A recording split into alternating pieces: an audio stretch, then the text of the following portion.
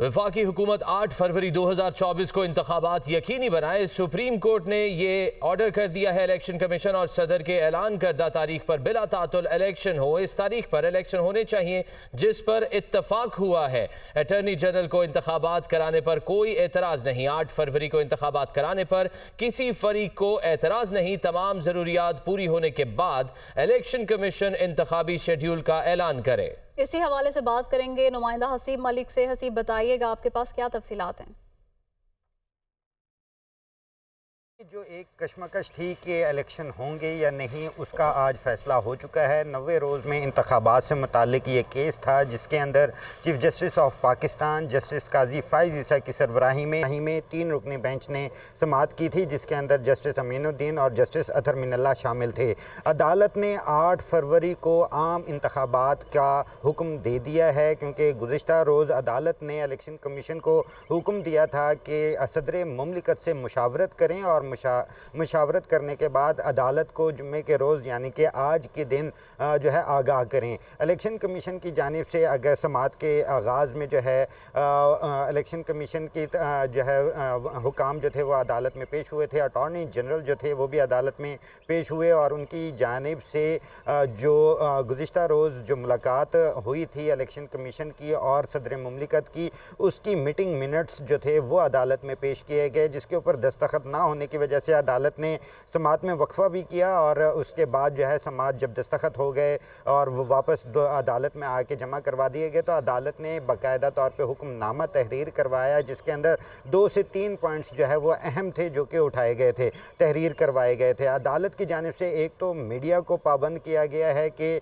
कोई भी इस तरह की नेगेटिविटी जो है वो ना फैलाई जाए या शक व शुबहात जो है इंतखाबात के होने या ना होने के हवाले से जो है वो ना किए जाएं। अगर कोई मीडिया ग्रुप या कोई जो है इसमें नज़र आता है कि शक व शुबहात पैदा करते हुए, तो अटॉर्नी जनरल को उन्होंने हुक्म दिया है कि पैमरा के थ्रू जो है उनके ख़िलाफ़ कार्रवाई की जाए। दूसरा अहम जो पॉइंट था, अदालत की जानिब से 8 फरवरी का जो है वो डेट फाइनल की गई है कि 8 फरवरी को मुल्क भर के अंदर जी 8 फरवरी की डेट फाइनल की गई है। हसीब मलिक, बहुत शुक्रिया, आपने तफसीलात से आगाह किया। इलेक्शन कमीशन ने 8 फरवरी को आम इंतखाबात का नोटिफिकेशन जारी कर दिया। आम इंतखाबात के लिए पोलिंग 8 फरवरी को होगी। इस हवाले से नोटिफिकेशन जारी किया गया है। नोटिफिकेशन में सुप्रीम कोर्ट की समाअत और अहकामात का भी हवाला दिया गया है। जी बिल्कुल, इलेक्शन कमीशन ने 8 फरवरी को आम इंतखाबात का नोटिफिकेशन जारी कर दिया है। आम इंतखाबात के लिए पोलिंग 8 फरवरी को होगी। नोटिफिकेशन जारी कर दिया गया है। नोटिफिकेशन में सुप्रीम कोर्ट की समाअत और अहकामात का भी हवाला दिया गया है। पीटीआई के रहनुमा अली जफर का कहना है कि सुप्रीम कोर्ट का फैसला आइन और कानून के मुताबिक है। खुशखबरी आ गई, साफ और शफाफ इंतखाबात को यकीनी बनाया जाए। इलेक्शन की तारीख के बाद उम्मीद है सारे मसाइल हल हो जाएंगे। पीटीआई के लिए तो फील्ड ही नहीं, लेवल प्लेइंग फील्ड दूर की बात। अगर हमें इंतखाबी मुहिम और जलसे ना करने दिए गए तो सुप्रीम कोर्ट जाएंगे। पीटीआई का पीपल्स पार्टी मुस्लिम लीग नून के साथ किसी किस्म का इत्तेहाद नहीं है। अली जफर अदालत के बाहर मीडिया से गुफ्तगू कर रहे थे। इस वक्त खुशखबरी है, इस वक्त अच्छी बात यह है कि इलेक्शन होने जा रहा है। इंशाल्लाह जितने हमारे मसाइल हैं वो सॉल्व हो जाएंगे। उनका हल इलेक्शन ही था, इलेक्शन अब होने जा रहा है। मैं तो ये कहा था कि कोई फील्ड ही नहीं है, लेवल प्लेइंग तो बहुत दूर की बात है। अदालत उज़्मा के सामने खड़े हैं, ये दरवाज़ा तो कभी बंद नहीं हो सकता। इधर हम आ जाएंगे अगर हमें कोई आइनी वायलेशन नज़र आई, आइन की खिलाफ वर्जी नज़र आई, अगर हमें लेवल प्लेइंग फील्ड ना मिली, अगर हमें जलसे ना करने दिए गए, सीट एडजस्टमेंट नहीं होने जा रही किसी किस्म की। हम पीटीआई का ये बड़ा क्लियर मैंडेट है कि हम इलेक्शन जो है वो अपना खुद ही लड़ेंगे। इलेक्शन जो है उसमें किसी किस्म का इत्तेहाद पीपल्स पार्टी के साथ या पीएमएलएन के साथ या किसी और जमात के साथ फ़िलहाल नहीं है। सुप्रीम कोर्ट बार के रहनुमा आबिद जुबैरी ने कहा है कि सुप्रीम कोर्ट का ऑर्डर इलेक्शन कमीशन और सदर की मुशावरत से आया। इलेक्शन कमीशन पहले सदर से मिलने को तैयार ही नहीं था। इस हुक्मनामे में हुकूमत की भी मंशा शामिल होगी। अभाम पैदा करने से मुल्क में नाउमीदी होती है। आज आइन और कानून की बड़ी फतह हुई। सुप्रीम कोर्ट बार एसोसिएशन हमेशा आइन के साथ खड़ी रही। वो मीडिया से गुफ्तगू कर रहे थे। इलेक्शन कमीशन जो पहले सदर से मिलने को तैयार ही नहीं था, उनसे कहा गया कि आप जाएं सदर से मुशावरत करें और तारीख लेके आएं। इलेक्शन कमीशन की और उसमें फेडरल गवर्नमेंट का भी अटॉर्नी जनरल ने भी वो ऑर्डर को उन्होंने साइन करवाया है, तो हुकूमत की भी इसमें मंशा शामिल होगी। इसलिए उन्होंने कहा कि कोई अभाम ना पैदा किया जाए। देखिए, अभाम पैदा करने से मुल्क में नाउम्मीदी होती है। वैसे ही हमारा मुल्क बहुत माशी और मुख्तलिफ हालात में घिरा हुआ है। सुप्रीम कोर्ट बार एसोसिएशन हमेशा आइन और कानून के साथ खड़े, यही हमारे टेन्योर में जो आज इख्तिताम को हुआ, हमने हमेशा कोशिश की है आइन के साथ हम खड़े रहें। Welcome back. साबिक वज़ीर ख़ज़ाना इसहाक डार का कहना है कि हम भी चाहते हैं कि 90 रोज़ में इलेक्शन हो, एक बार मर्दमशुमारी मंजूर हो जाए तो हल्का बंदियाँ लाजमी है, हमें आइन की बाकी शिकें भी देखना होंगी। साफ और शफाफ इलेक्शन और लेवल प्लेइंग फील्ड के बगैर हमारा गुजारा नहीं है। इलेक्शन के नताइज को दिल से तस्लीम करना होगा। इसहाक डार सेनेट इजलास में इजहार ख्याल कर रहे थे कि 90 दिन में इलेक्शन करवा देने चाहिए थे, तो वो भी विद ऑल ड्यू रिस्पेक्ट गैर आइनी सोच है।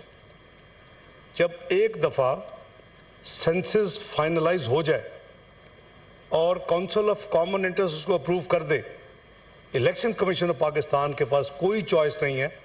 आइन बहुत क्लियर है कि उसके बाद उसको डीलिमिटेशन करना है। उनकी रिक्वायरमेंट को 54 बिलियन का था ओरिजिनल, ओनली जनरल इलेक्शन की बात हो रही है, और वो हमने उनको एंगेज करके डिस्कशंस करके कुछ उसमें एडजस्टमेंट्स करके तो 46 बिलियन के ऊपर उनके साथ हमारा फाइनल फिगर हुआ कि ये 46.54 to the best of my memory. We also demand that free and fair election होने चाहिए, it should be transparent.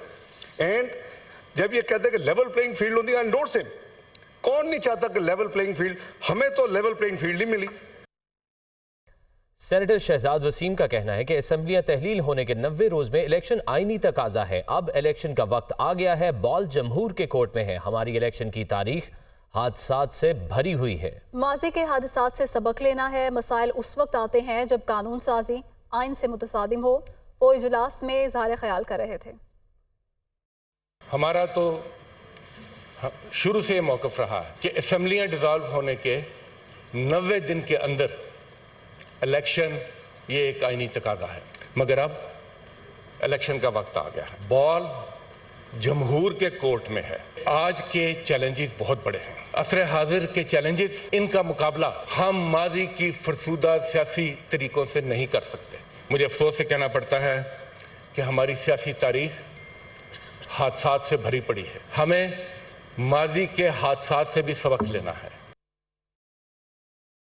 Muslim league नून के रहनुमा जावेद लतीफ ने कहा है कि एक मुलजिम जेल में 5 स्टार होटल की तर्ज पर जिंदगी गुजार रहा है। मुलजिम को 8 कमरे, अटैच बाथ, लग्जरी फर्नीचर, करोड़ों की एक्सरसाइज मशीनें पहुंचाई जा रही हैं। हमारी बार अमेरिका में बैठकर कहते थे जेल में पंखा छीन लूंगा। फैजाबाद धरने के मास्टरमाइंड का 10 साल बाद पूछा जा रहा है। आज मजदूर भी जानता है कि कौन किस वाक़े का मास्टरमाइंड है। वो लाहौर में न्यूज़ कॉन्फ्रेंस कर रहे थे।